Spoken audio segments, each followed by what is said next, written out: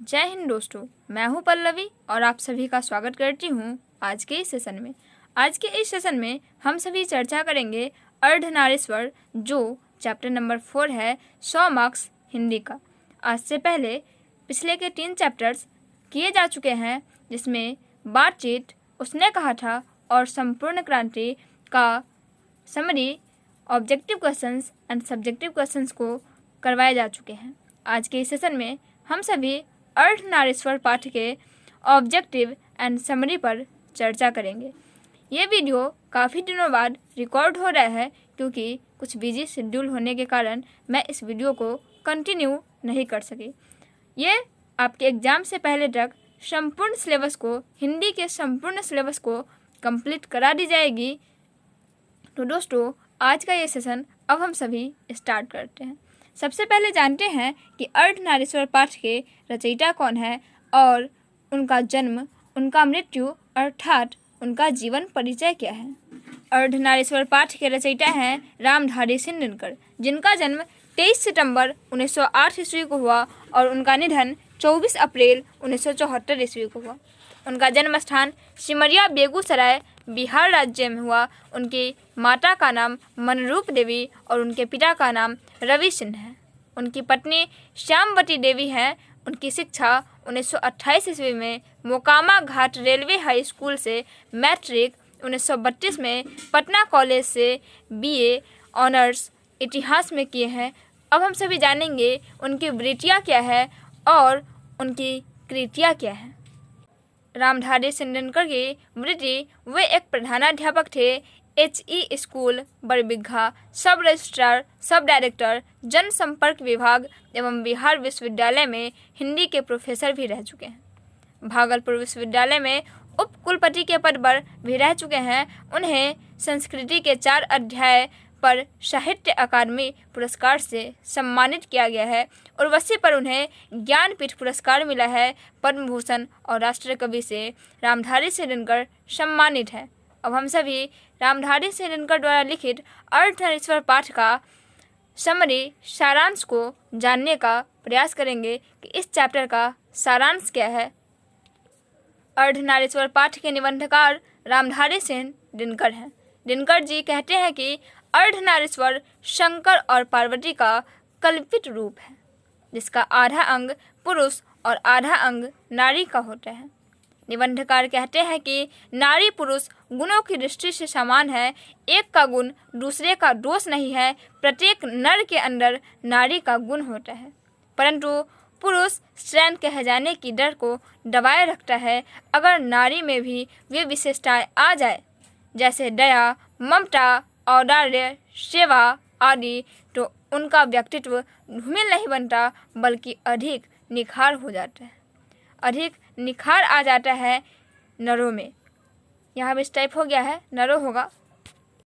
इसी तरह प्रत्येक स्त्री में पुरुष का तत्व होता है, परंतु सिर्फ उसे कोमल शरीर वाली, पुरुष को आनंद देने वाली और घरों की दीवारों में रहने वाली मानसिकता उसे अलग बनाती है और इसीलिए इसे दुर्बल कहे जाने लगा।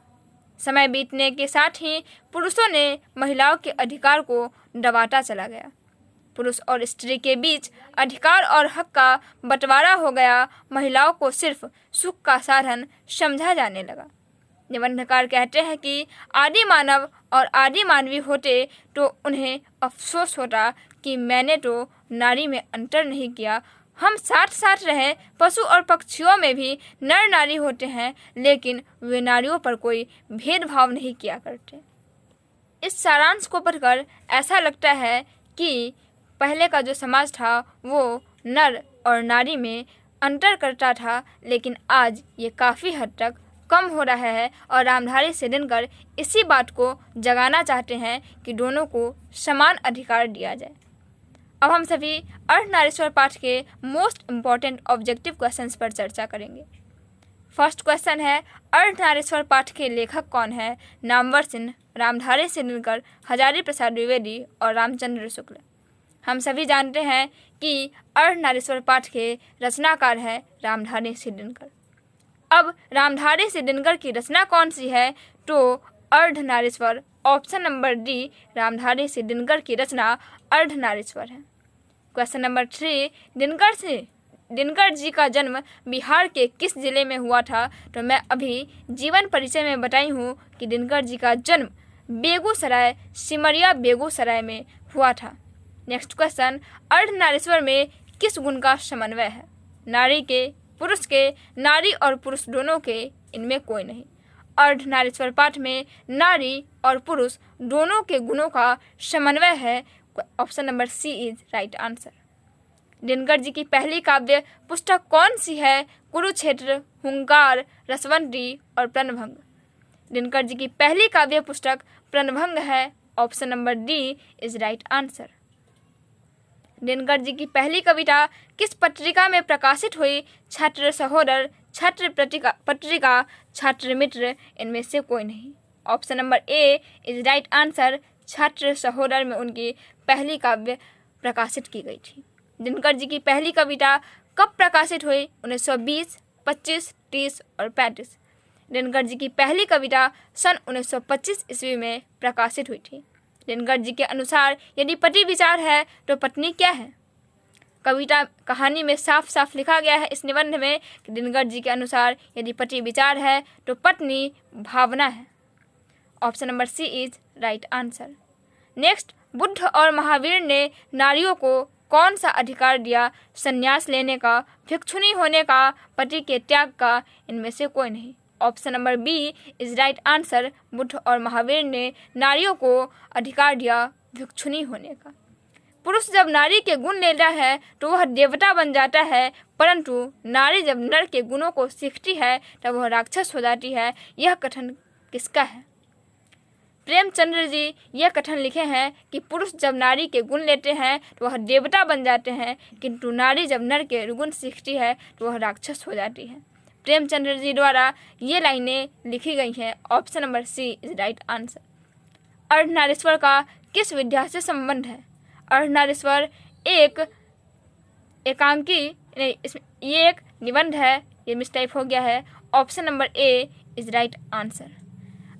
किसने अपने जीवन के अंतिम दिनों में नारीत्व की साधना की थी? इस पाठ में लिखा गया है कि गांधी जी ने अपने जीवन के अंतिम दिनों में नारीत्व की साधना की थी। Option number A is right answer. Ardhanarishwar Shankar और पार्वती का किस प्रकार का रूप है? यथार्थ, कल्पित, आदर्श और वास्तविक। अर्धनारीश्वर शंकर और पार्वती जी का एक कल्पित रूप है जो मैं पीछे बता चुकी हूँ। ऑप्शन नंबर ए राइट आंसर। प्रेमचंद्र के अनुसार नारी जब पुरुष के गुण सीखती है तो वह क्या हो जाती है? Option number D is right answer. अभी इस ऑब्जेक्टिव पर चर्चा की गई थी कि प्रेमचंद्र के अनुसार नारी जब पुरुष के गुणों को सीखती है तो वह राक्षस हो जाती है। निम्नलिखित में से कौन सी रचना दिनकर जी की नहीं है? उर्वशी, रश्मिरथी, जूठन और कुरुक्षेत्र। उर्वशी, रश्मिरथी और कुरुक्षेत्र दिनकर जी की रचना है, जबकि जूठन उनकी रचना नहीं है। Option number C is right answer. निम्नलिखित में से कौन सी रचना दिनकर जी की है? सदियों का संताप, परशुराम की प्रतीक्षा, दरियाई घोड़ा, रसातल यात्रा। परशुराम की प्रतीक्षा दिनकर जी की रचना है। Option number B is right answer. Dinkar ji को किस कृति पर भारतीय ज्ञानपीठ पुरस्कार प्राप्त हुआ था? उर्वशी पर उन्हें भारतीय ज्ञानपीठ पुरस्कार से सम्मानित किया गया था। Option number B is right answer. Next question, युद्ध और शांति की समस्या पर लिखी गई काव्य कृति है? युद्ध और शांति की समस्या पर लिखी गई कौन सी काव्य कृति है?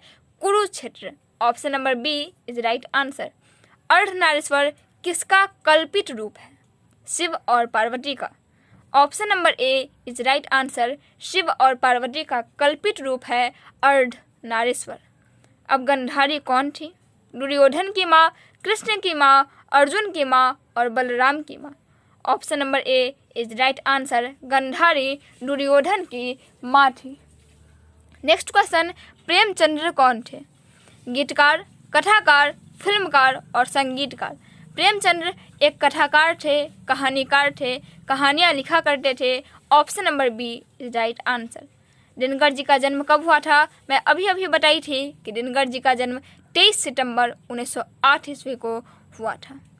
Next question number 23 is Dinkar किस युग के कवि थे? भारतेंदु, छायावादी, छायावादोत्तर और नव्य काव्य आंदोलन। Option number C is right answer. छायावादोत्तर युग के दिनकर जी कवि हैं। नेक्स्ट क्वेश्चन नंबर 24 इज संस्कृति के 4 अध्याय किनकी कृति है? तो इस चैप्टर बात हो रही है अर्धनारीश्वर की और उनके लेखक है रामधारी सिंह दिनकर। तो संस्कृति के 4 अध्याय रामधारी सिंह दिनकर की कृति है। कौन सी कृति रामधारी सिंह दिनकर की लिखी हुई है? शुद्ध कविता की खोज, पुनर्नवा, स्मृति की रेखाएं, कविता के नए प्रतिमान। Option number A is right answer. शुद्ध कविता की खोज रामधारी सिंह दिनकर जी द्वारा लिखित है। दोस्तों, यदि आपको क्वेश्चन आंसर चाहिए तो आप कमेंट बॉक्स में कमेंट करिए। वीडियो को अंत तक देखने के लिए आप सबों का बहुत बहुत धन्यवाद। इसी के साथ आज मैं विदा लेती हूँ। फिर मिलेंगे अगले वीडियो में। तब तक खुश रहिए, मुस्कुराते रहिए। धन्यवाद। Thank you.